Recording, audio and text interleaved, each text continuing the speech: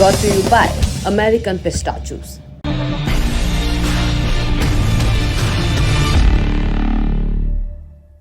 नमस्ते, मैं हूं निखिल और आप देखना शुरू कर चुके हैं दी लल्लन टॉप शो।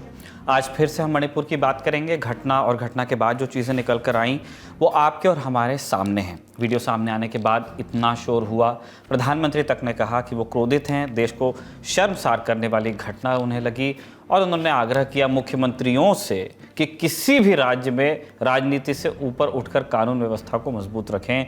नारी का सम्मान और कानून सर्वोपरि है और जिनके जिम्मे मणिपुर है वो मुख्यमंत्री क्या कर रहे हैं? बीते रोज वो खुद कह रहे थे कि राज्य में ऐसे सैकड़ों केसेस हैं, इसलिए इंटरनेट बैन किया हुआ है और आज धरना दे रहे हैं खुद। सरकार उनकी खुद की है, आरोप उन्हीं के समुदाय पे लगे हैं, तो धरना किसके खिलाफ दे रहे हैं? समुदाय वाली बात को यहाँ इसलिए अलग से रेखांकित किया गया कि पूर्व में कई बार मुख्यमंत्री ने कहा है कि हिंसा कुकी आतंकवादी कर रहे हैं। यहाँ पे उन्होंने दो चीज़ें की, एक उन्होंने क्लियरली आइडेंटिफाई कर दिया कि कुकी कर रहे हैं और उसमें से भी आतंकवादी, उन्होंने उग्रवादी भी नहीं कहा। तो उन्होंने काफ़ी क्लैरिटी से इससे पहले चीज़ें कही हैं, तो फिर वो आज किसके खिलाफ धरना दे रहे हैं? और मणिपुर में जो हो रहा है उससे लेकर दिल्ली में कितनी संजीदगी है, सत्ता की भी और विपक्ष की भी, और कौन बहस करने को कह रहा है, कौन टाल रहा है, किसके विवेक से बार बार दोनों सदनों की कार्रवाई टाली जा रही है, इन सब सवालों के जवाब तलाशे जाएंगे दिन की बड़ी खबर में। हमने आपको बीते रोज यानी 20 जुलाई के शो में बताया ही था कि वीडियो वायरल होने के बाद पुलिस और राज्य प्रशासन की निद्रा खुली और एक आरोपी को गिरफ्तार कर लिया गया।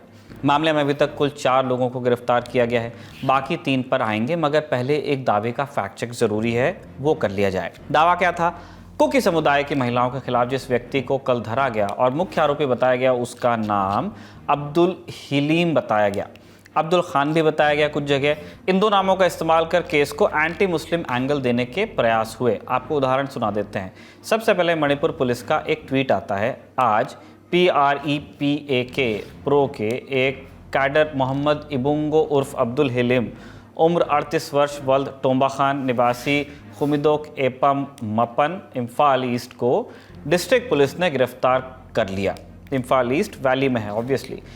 प्री पाक का मतलब पीपल्स रेवोल्यूशनरी पार्टी ऑफ कांगलेई पाक। ये मणिपुर का एक सशस्त्र समूह है जिसकी मांग है अलग राज्य। ये मणिपुर पुलिस का ट्वीट था। अब कुछ और ट्वीट्स पर आप गौर कीजिए। ऋषि बागी नाम के एक यूज़र ने लिख दिया, मणिपुर मामले के मुख्य आरोपी अब्दुल खान को पुलिस ने गिरफ्तार किया। इसी तरह अभय प्रताप सिंह नाम के एक यूज़र ने ट्वीट कर दिया, मुख्य आरोपी अब्दुल खान म्यांमार निवासी रोहिंग्या बताया जा रहा है। मिस्टर सिन्हा नाम के एक यूज़र ने भी ट्वीट किया, मणिपुर वायरल वीडियो मामले में मणिपुर पुलिस ने अब्दुल हलीम को गिरफ्तार किया। ये वो समय है जब धर्मनिरपेक्ष लोग इसके बारे में धीरे धीरे बात करना बंद कर देंगे।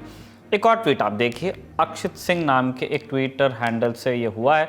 अब्दुल खान म्यांमार का एक अवैध प्रवासी है, वो रोहिंग्या है। ये रोहिंग्या दानव है और किसी भी तरह की दया के पात्र नहीं है। ये कुछ एक लोगों के अकाउंट्स हो गए जिनकी थोड़ी बहुत फॉलोइंग है, लेकिन बात यहाँ नहीं रुकी। भाजपा नेता तेजिंदर पाल सिंह बग्गा ने भी इसी तरह का ट्वीट कर दिया। वही भाषा थी, मणिपुर मामले का मुख्य आरोपी अब्दुल खान गिरफ्तार। लेकिन इस दावे का सच क्या है? व्यक्ति का नाम भी और ये दावा भी कि ये मुख्य आरोपी था। सच ये है कि मोहम्मद हलीम को गिरफ्तार तो किया गया, पर वायरल वीडियो वाले मामले में नहीं, और उसका मणिपुर यौन हिंसा मामले से कोई संबंध सामने नहीं आया है। मणिपुर पुलिस की प्रेस रिलीज के मुताबिक 20 जुलाई की सुबह जिस शख्स को मुख्य आरोपी के तौर पर गिरफ्तार किया गया उसका नाम खुयरुम हेरादास है, अब्दुल हलीम या अब्दुल खान नहीं है। पुलिस ने बताया कि खुयरुम की पहचान वायरल वीडियो से ही की गई और उसे थौबल जिले से गिरफ्तार किया गया था, माने जहां ये हिंसा की घटना हुई थी। इसका मतलब ये एक फेक न्यूज़ का केस था जिसमें मणिपुर वाली घटना को भी पूर्व की कई घटनाओं की तरह एक एंटी मुस्लिम एंगल देने की कोशिश चल रही थी। आप पूछ सकते हैं कि मुस्लिम आरोपी वाली बात आई कहां से? दरअसल न्यूज़ एजेंसी ANI ने 20 जुलाई को रात में करीब 10 बजे एक ट्वीट किया था। इस ट्वीट में मणिपुर पुलिस के हवाले से लिखा गया कि प्री पाक प्रो के एक कैडर मोहम्मद इबुंगो उर्फ अब्दुल हलीम को मणिपुर वायरल वीडियो मामले में गिरफ्तार किया गया है। थौबल जिले के नोंग पोक सेकमाई पुलिस स्टेशन के तहत दर्ज किए गए अपहरण और गैंग रेप के जघन्य अपराध के कुल 3 मुख्य आरोपियों को आज गिरफ्तार किया गया। ANI के ट्वीट से तकरीबन 10 मिनट पहले, ठीक बताएं तो रात 9:41 पर मणिपुर पुलिस ने ये जानकारी ट्वीट की थी। क्या की थी एग्जैक्टली अब वो सुनिए। अंग्रेजी में था, हम हिंदी बता रहे हैं। अब्दुल हलीम को गिरफ्तार किया गया, लेकिन गिरफ्तारी किस मामले में हुई इस पर जानकारी ट्वीट में नहीं थी। बावजूद इसके एनआई के ट्वीट में साफ लिख दिया गया था कि गिरफ्तारी मणिपुर वायरल वीडियो मामले में ही हुई और इस जानकारी को अट्रीब्यूट किया गया था मणिपुर पुलिस को ही। हालांकि बाद में ये ट्वीट डिलीट किया गया, जिसके बाद उन लोगों ने भी चुपचाप अपने ट्वीट्स डिलीट किए जिन्होंने ये फेक न्यूज़ फैलाई थी। कुछ ने तो सीधे मणिपुर पुलिस के ट्वीट को ही कोट ट्वीट कर रखा था। अपने ट्वीट के तकरीबन 12 घंटे बाद एएनआई ने गलत ट्वीट करने पर सफाई पेश की, माफ़ी मांगी। लिखा, एएनआई की तरफ से पिछली शाम को मणिपुर पुलिस की तरफ से की गई गिरफ्तारियों के संबंध में अनजाने में एक ट्वीट किया गया। ये पोस्ट मणिपुर पुलिस की तरफ से किए गए ट्वीट्स को गलत ढंग से पढ़ने की वजह से हुआ। वायरल वीडियो से संबंधित घटनाओं में की गई गिरफ्तारियों से जुड़े पहले के एक ट्वीट को लेकर भ्रम पैदा हुआ था। एएनआई ने अपनी गलती का जिम्मा लिया, लेकिन तब तक देर हो चुकी थी। झूठ जूते पहनकर चक्कर लगाने निकल गया था। हम आपको वैसे सचेत कर दें, अभी तक की जानकारी के हिसाब से मामले में मुस्लिम आरोपी होने की जानकारी सामने नहीं आई है, जिसके आधार पर इस पूरे विषय को, जैसे हमने पहले भी कहा, मुसलमानों के खिलाफ माहौल तैयार करने के लिए इस्तेमाल करने की कोशिश हो रही थी। अब आ जाते हैं बाकी आरोपियों पर जिन्हें गिरफ्तार किया गया। राज्य पुलिस के प्रेस नोट में अलग अलग मामलों में उनकी तरफ से की गई कार्रवाई और तैयारियों की जानकारी दी गई थी। इस प्रेस नोट के दूसरे बिंदु में यौन हिंसा मामले में 3 और मुख्य आरोपियों को गिरफ्तार करने की बात लिखी है। इंडिया टुडे से जुड़े अनुपम मिश्रा ने इस प्रेस नोट के आधार पर रिपोर्ट किया है कि 3 आरोपियों के नाम अरुण सिंह, जीवन इलांगबम और टोम्बा सिंह हैं। इन्हें 11 दिन की पुलिस कस्टडी में रखा गया है क्योंकि रिमांड मिल गई है। अब दूसरे मसले पर आते हैं जो एनसीडब्ल्यू यानी राष्ट्रीय महिला आयोग से जुड़ा हुआ है। खबर है कि 12 जून को घटना की शिकायत राष्ट्रीय महिला आयोग से भी की गई थी, लेकिन उस पर कोई एक्शन नहीं लिया गया। अमूमन एनसीडब्ल्यू महिलाओं के खिलाफ किसी भी हिंसा या यौन उत्पीड़न या दूसरे तरह के उत्पीड़न के मामले में संज्ञान लेता ही है, नोटिस जारी करता है, ट्वीट भी करता है, मगर इस केस में ऐसा नहीं हुआ।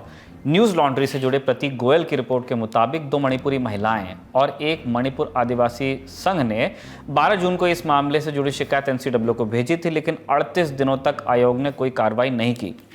न्यूज़ लॉन्ड्री और बाद में इंडिया टुडे को भी शिकायत की एक कॉपी मिली। शिकायत में 4 मई को हुई घटना की ही डिटेल्स थी। इसके अलावा मणिपुर में यौन उत्पीड़न से जुड़ी बाकी घटनाओं का भी जिक्र किया गया था।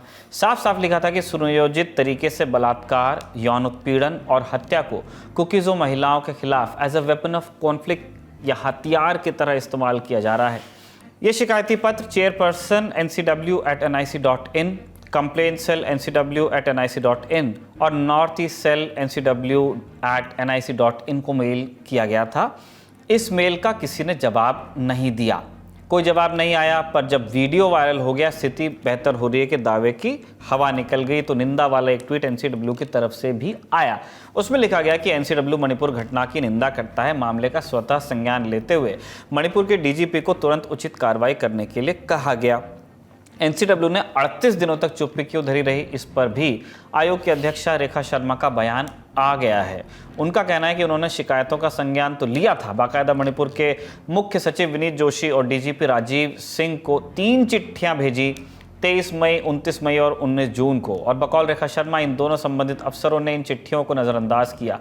आप ये दावा उनसे खुद सुनिए। संज्ञान लिया था, इसीलिए डीजीपी को लिखा था। हम एक चीज मैं मीडिया को समझाना चाहूंगी कि हम एक ऐसी बॉडी है जो एडवाइस कर सकते हैं और उस पे काम करना ऑफिसर्स का काम है, चाहे वो सीएस है या डीजीपी है। तो हमने अपनी तरफ से एडवाइस किया था उनको, जवाब नहीं आया, इसीलिए मैंने आज सीएम से बात की है। मैंने बार बार उनसे बात करने के बाद जब जवाब नहीं आया तो मैंने सीएम से बात की है। हालांकि इंडियन एक्सप्रेस की सुकृता बरुआ ने अपनी रिपोर्ट में लिखा कि रेखा शर्मा ने 4 मई की घटना की शिकायत का जवाब न देने पर कोई टिप्पणी नहीं की। मतलब 12 जून को जो शिकायत भेजी गई उसका न जवाब आया, न जवाब न आने पर कोई जवाब आया, और रेखा शर्मा जिन अफसरों पर उपेक्षा के आरोप लगा रही हैं उनका भी जवाब अभी तक नहीं आया है। कोई किसी को भी जवाब नहीं दे रहा है। न हमें ये मालूम चला है कि जब रेखा शर्मा को मणिपुर की बीरेन्द्र सिंह सरकार और पुलिस से सहयोग नहीं मिला तो क्या उन्होंने मैटर को एस्केलेट किया, क्या उन्होंने केंद्र सरकार को इस बात की जानकारी दी कि आयोग बार बार लिख रहा है लेकिन मणिपुर से जवाब आ नहीं रहा। हमने आपको मीडिया की गलती से फैलाई हुई खबर बताई, मीडिया की जवाबदेही भी पेश की जो उन्होंने क्लैरिफिकेशन दिया, फिर महिला आयोग की उपेक्षा और उनका पक्ष भी बता दिया। अब आपको राज्य सरकार का रुख भी बता देते हैं। मुख्यमंत्री बीरेन्द्र सिंह ने आज एक प्रोटेस्ट में हिस्सा ले लिया। ध्यान रखिएगा, सरकार के समर्थन में प्रदर्शन कर रहे हैं वो। आप एक बार फिर से सुन सकते हैं। एक बेहद विभत्स अपराध जिसमें सरकार ने 78 दिनों तक कोई कार्रवाई नहीं की। घटना का वीडियो वायरल होने का इंतजार किया, वायरल हुआ, चारों तरफ थू-थू हुई तो सरकार की नींद टूटी। उसी सरकार के मुखिया जिन्होंने ये कहा कि ये केवल एक घटना नहीं, इस तरह की सैकड़ों घटनाएं हुई हैं, आज वही मुख्यमंत्री बीरेंद्र सिंह सरकार के समर्थन में प्रदर्शन कर रहे हैं। मुख्यमंत्री क्या कह रहे हैं, आप उनसे सुनिए। नहीं, अभी हम लोग स्टेट वाइड और जो वीडियो वायरल हुआ ना, उसी को कंडेमनेशन कर रहा हूँ स्टेट वाइड, क्योंकि अपने जो स्टेट जो है ना, यहाँ का पब्लिक जो है ये वुमेन्स को माँ समझता है, लेकिन ऐसे थोड़ा मिसक्रेंट लोगों ने ऐसा करके हम लोग की इज्जत पूरा खराब कर दिया। तो इसीलिए हम लोग state wide all over the state, आज हिल में भी, वैली में भी, जहां में भी हम लोग इसको कंडेमनेशन कर रहा है। और वो लोग को, पब्लिक लोग का डिमांड है वो लोग को कड़ी से कड़ी सजा दें, बस इतना ही। बस इतना ही। चारों तरफ मुख्यमंत्री बीरेंद्र सिंह के इस्तीफे की मांग हो रही है। उनका जवाब भी उन्होंने खुलकर दिया। उन्होंने कहा, मेरा काम शांति लाना है। बिल्कुल ठीक बात है सर, आप शांति लाइए, यही आपका काम भी है, इसीलिए आपको उस कुर्सी पे बैठाया भी गया है। 78 दिनों से आपका राज्य जल रहा है। कितने लोग मारे गए उसकी गिनती है नहीं। 50,000 लोग अपना घर छोड़कर रिफ्यूजी कैंप्स में रह रहे हैं। केंद्रीय मंत्रियों का घर फूका गया है। आप ही के विधायकों, मंत्री, अफसरों के घर भी जलाए गए हैं। पुलिस ऑफिसर्स के घर भी जलाए गए हैं। किसी को भी गोली मार दी जा रही है। भीड़ आ रही है और पूरे के पूरे गांव को आग के हवाले कर दे रही है। थानों से हथियार लूटे जा रहे हैं। सुरक्षा बलों के कब्जे से आतंकवादी छुड़ाए जा रहे हैं। 78 दिनों में आप इन सब को रोक पाने में पूरी तरह से नाकाम साबित हुए हैं, पूरी तरह से। अब जरूरी है आपको ग्राउंड के हालात भी बताए जाए। मणिपुर में अभी क्या हो रहा है, इसका जायजा लेने हमारी टीम वहाँ पहुँच चुकी है। हमारे साथी सिद्धांत, दिव्यांशी और मनोज चुराचांदपुर में हैं। हमने उनसे बात की कि क्या उस वीडियो के सामने आने के बाद स्थिति बदतर हुई है। आप इसका जवाब भी सुनिए। देखिए, स्थिति ये है यहाँ पे इस समय मणिपुर में कि अभी भी स्थितियां बहुत शांत नहीं दिखाई दे रही हैं, दावे जो भी कहते हों। अभी फिलहाल जब देश के संसद में जब इस तरह के बवाल हो रहा है, बहस हो रही है, तो लोगों के सवाल यहाँ पे उठने शुरू हो गए हैं कि क्या भारत में और भारत संसद में इस तरह की बहस होनी अब शुरू हो गई है? क्या राजनेताओं का ध्यान इस तरफ जाने लगा है? अभी भी इंटरनेट बंद है, अभी भी कर्फ्यू लगाए जा रहे हैं, अभी भी लोग इस एप्रीहेंशन में जी रहे हैं कि अभी भी कुछ भी हो सकता है। अभी भी आपको मिलिटेंट वॉलंटियर्स जो हैं वो दिखाई दे रहे हैं, आर्म वॉलंटियर्स दिखाई दे रहे हैं, सड़कों पे दिखाई दे रहे हैं। सू अग्रीमेंट के तहत जो मिलिटेंट्स हैं वो भी अभी भी कॉम्बिंग करते और घूमते फिरते दिखाई दे जाते हैं आपको हर इलाके में, और this is not an exception, number 1। और यहाँ पर सुरक्षा बलों के लेकर जो स्थितियां हैं, जो कंफ्यूजन था, जो हमारे पिछले ट्रिप के दौरान पता चला था, वो स्थितियां अभी भी जायज हैं, कायम है। भीड़ है, मेरा पाईदी की भीड़ है, कुकी महिलाओं की भीड़ है। वो रोक कर अभी भी गाड़ियों की तलाशी लेते हैं, रोकते हैं, पूछते हैं आप कहाँ जा रहे हैं, क्या जा रहे हैं, गाड़ी में लेकर जा रहे हैं। स्थितियां बहुत सुधरी नहीं है। अब आपके सेकंड सवाल का जवाब देखिए, वो वीडियो आने के बाद से मेरा पाईबी हो या कुकी महिलाओं हो, उनके प्रोटेस्ट अब थोड़े से ज्यादा तेज हो गए हैं। वो सेक्सुअल क्राइम्स को लेकर और इस तरह की घटनाओं को लेकर ज्यादा मुखर होकर बातचीत कर रहे हैं। अब यहाँ पर ये भी बात हमें ध्यान देने की जरूरत है कि वो महिलाएं अब ज्यादा मुखर होकर प्रोटेस्ट कर रही हैं और ज्यादा सर्वाइवर्स के होने की बात कर रही हैं, और ज्यादा वीडियोस की बात कर रही हैं, और ज्यादा ऐसी घटनाओं के बारे में बोल रही हैं कि ऐसी घटनाएं और ज्यादा हुई हैं। तो ये एक कुचक्र जो है इस वीडियो से खुलकर सामने आ रहा है कि ऐसी और भी घटनाएं मणिपुर में हो सकती हैं, इसकी संख्या कई दर्जन में भी हो सकती है। एक ये भी बात आ रही है। महिलाएं, अभी मैं जिन महिलाओं से मिलकर आया हूँ, उन्होंने कुछ ने बताया है हमारे कैंपे पे कि उन्हें पीटा गया, और कुछ महिलाएं ही बोल रही थी दूसरे समुदाय की उनके बारे में लड़कों से कि इनका ले जाकर रेप कर दो। तो इस तरह की घटनाएं भी सुनाई दे रही हैं। क्या सच्चाई है, पुलिसिया वर्जन क्या है, नहीं पता, लेकिन अभी भी मणिपुर में इस तरह की घटनाओं का आना शुरू हो गया है सामने, ये कहा जा सकता है। जैसा कि सिद्धांत ने बताया है, सूबे भर में प्रदर्शन हो रहे हैं। असम प्रदेश महिला कमेटी का डिब्रूगढ़ और जोरहाट जिले में जोरदार विरोध प्रदर्शन हुआ। राष्ट्रपति शासन लागू करने की मांग की गई। एक तरफ तो राज्य की स्थिति ऐसी है, लेकिन सिक्के की दूसरी तरफ क्या हो रहा है, दिल्ली में क्या हो रहा है। कल का हाल हमने आपको बताया था। सदन शुरू हुआ, नारेबाजी हुई और स्पीकर को सदन स्थगित करने को मजबूर होना पड़ा। आज का हाल क्या है? मणिपुर जल रहा है सर। इस शोर के साथ लोकसभा की कार्रवाई शुरू हुई दोपहर 11 बजे, सुबह 11 बजे माफ कीजिए। लोकसभा स्पीकर ओम बिरला ने प्रश्नकाल की घोषणा की, लेकिन विपक्षी सदस्यों की मांग जारी रही और कुछ सदस्य तख्तियां लेकर वेल में पहुंचे। लोकसभा अध्यक्ष ओम बिरला ने सदस्यों की नारेबाजी पर नाराजगी जताई, कहा कि नारेबाजी से समस्या का समाधान नहीं हो सकता, चर्चा से समाधान होगा। आप सुनिए। आप सदन नहीं चलाना चाहते, प्रश्नकाल नहीं चलाना चाहते, माननीय सदस्यगण, सभी माननीय सांसद चाहते हैं सदन चले। क्या नारेबाजी से समस्याओं का समाधान होगा? क्या समाधान होगा? चर्चा संवाद से, चर्चा होगा बातचीत से। ये तरीका उचित नहीं है। सरकार की तरफ से मैं माननीय राजनाथ सिंह जी से आग्रह करता हूं, बताइए। इसके बाद बिरला ने सरकार की ओर से राजनाथ सिंह को इस विषय पर बात रखने को कहा। राजनाथ सिंह बोलने उठे तो नारेबाजी और तेज हो गई। राजनाथ सिंह ने कहा कि सरकार चर्चा के लिए तैयार है, लेकिन विपक्षी सदस्य मणिपुर की घटना को लेकर उतनी गंभीरता नहीं दिखा रहे जितनी की उनसे अपेक्षा है। अध्यक्ष महोदय, मणिपुर की घटना निश्चित रूप से बहुत ही गंभीर है और इसकी गंभीरता को समझते हुए हमारे प्रधानमंत्री जी ने स्वयं ही इस बात को कहा है, मणिपुर में जो कुछ भी हुआ है उससे पूरा का पूरा राष्ट्र शर्मसार हुआ है और यहाँ तक कि मणिपुर की घटनाओं को लेकर कठोर से कठोर कार्रवाई किए जाने की बात हमारे प्रधानमंत्री जी ने कही है और हम चाहते हैं कि मणिपुर की घटना पर संसद में चर्चा हो। मैंने ऑल पार्टी मीटिंग में स्वयं भी इस बात को कहा है और आज मैं फिर से सदन में दोहराना चाहता हूं कि हम चाहते हैं कि मणिपुर की घटना पर संसद में चर्चा होनी चाहिए। लेकिन मैं देख रहा हूं कि कुछ ऐसे राजनीतिक दल हैं जो कि अनावश्यक यहाँ पर ऐसी स्थिति पैदा करना चाहते हैं ताकि किसी भी सूरत में मणिपुर की घटना पर चर्चा न हो पाए।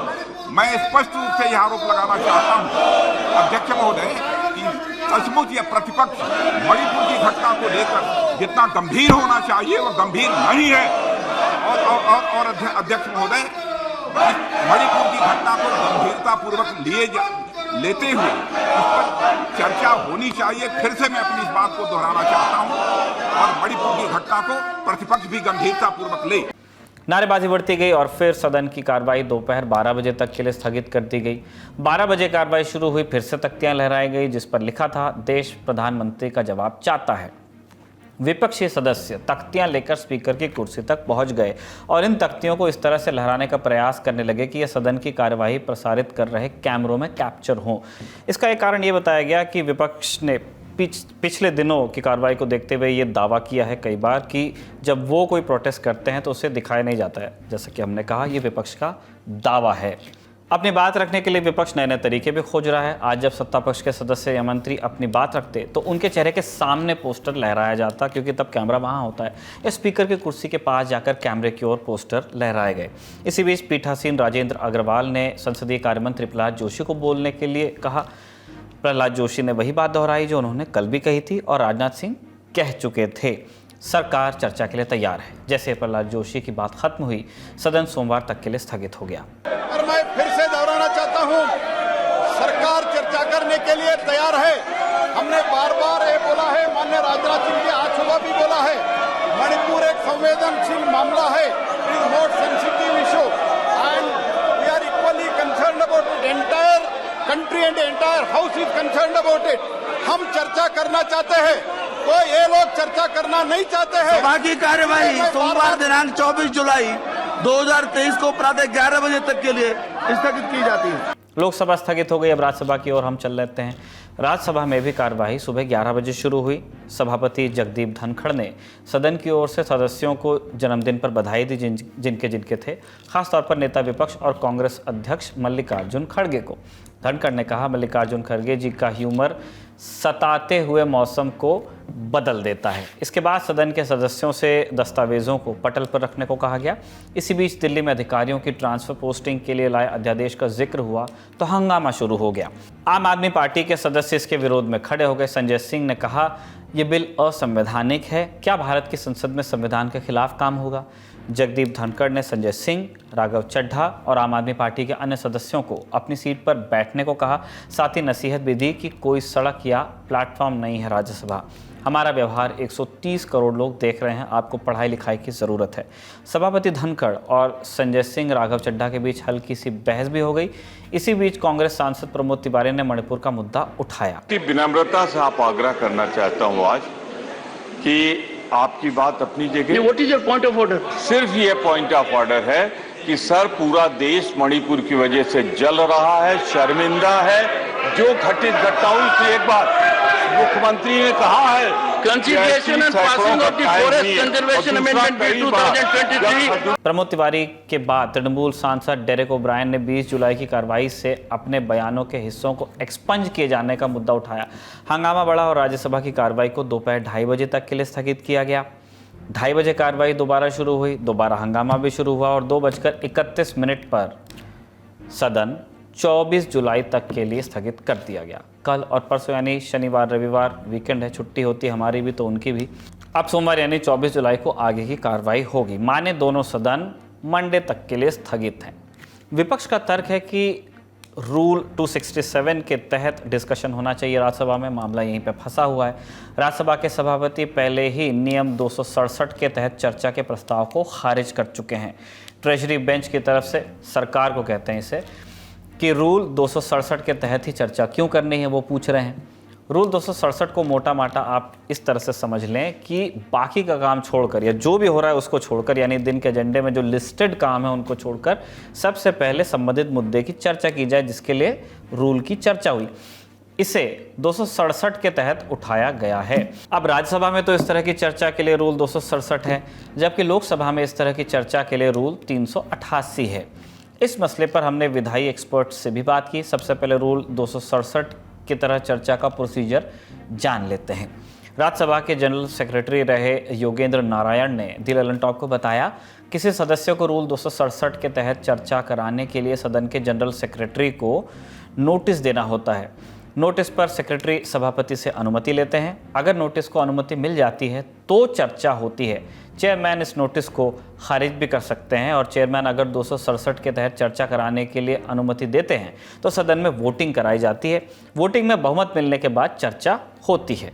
अब बात की सदन में रूल 267 के तहत प्रावधान क्या है, इस पर लोकसभा के सेक्रेटरी जनरल रहे पीडीटी आचार्य कहते हैं, सदन में कामकाज की लिस्ट होती है। अगर किसी सदस्य को अमुक मुद्दे पर चर्चा करनी है तो जो कि लिस्टेड एजेंडे में अगर वो नहीं है तो 267 के तहत चर्चा की मांग वो कर सकता है। रूल 267 का फ़ायदा ये है कि अगर सदन का कोई रूल अमुक मुद्दे पर चर्चा से रोकता है तो वो रूल निष्क्रिय हो जाता है, यानी उस मुद्दे पर चर्चा करने से रोकने के सारे प्रावधान निष्क्रिय हो जाते हैं। एक तरह का वन वे बन जाता है। आचार्य उदाहरण देकर समझाते हैं कि अगर कोई मुद्दा सब्जुडिस है, माने कोर्ट में चल रहा है, तो उस पर चर्चा नहीं हो सकती। लेकिन अगर रूल 267 के तहत चर्चा का नोटिस दिया जाए और चेयरमैन 267 के तहत चर्चा कराने के लिए इजाज़त दे दें तो सब्जुडिस मामले पर भी पार्लियामेंट चर्चा कर सकती है। वहीं योगेंद्र नारायण ने बताया कि सब काम रोककर लंबी अवधि की चर्चा के लिए रूल 267 का इस्तेमाल किया जाता है और रूल 176 के तहत 176 पे आ गए हम अब। इसके तहत छोटी अवधि के लिए चर्चा होती है। इसके तहत 2.5 घंटे तक की चर्चा संभव है। ये रूल राज्यसभा का है। एक चीज़ आपने नोटिस की होगी कि कल भी यही सब हुआ था और कल भी हमने आपसे एग्जैक्टली यही कहा था कि जैसे मणिपुर पर चर्चा करने के बजाय उसे टालने की कोशिश नज़र आती है। आज भी यही हुआ। विपक्ष कह रहा है कि चर्चा करो, सरकार भी कह रही है कि चर्चा करो, हम चर्चा के लिए तैयार हैं, फिर भी चर्चा हो नहीं पा रही है। दोनों पार्टी से एग्री कर रही हैं लेकिन चर्चा नहीं हो पा रही है। सदन स्थगित करना पड़ रहा है। ऐसा लगता है कि जैसे मामले को ठंडे बस्ते में डालने का प्रयास चल रहा है और इसमें जितना प्रयास सरकार का है उतना ही विपक्ष का भी। अगर सरकार शॉर्ट ड्यूरेशन डिस्कशन के लिए तैयार है, जो कि 2.5 घंटे का है, इतना शॉर्ट भी नहीं, तो विपक्ष नहीं है। विपक्ष प्रधानमंत्री से नीचे किसी बात को सुनने के लिए तैयार नहीं है, जो कि बहुत वैलिड आर्ग्यूमेंट नहीं है। आज भी राजनाथ सिंह जब बोलने के लिए खड़े हुए, जो कि उपनेता हैं सदन में, उनकी बात को सुना नहीं गया। सुन करके उनकी बात में होल्स पंच करने के बजाय उनके बोलते हुए ही बाकी जो सांसद थे वो शोर मचाने लगे, जिसके बाद में हमने एडजर्नमेंट की कार्रवाई देखी। इन सारी चीज़ों के बारे में आप दर्शक क्या राय रखते हैं, कमेंट बॉक्स में लिखकर बताइएगा। आज का दी ललन टॉप शो यहीं पे समाप्त होता है। आप अपना ख्याल रखिए और देखते रहिए दी ललन टॉप।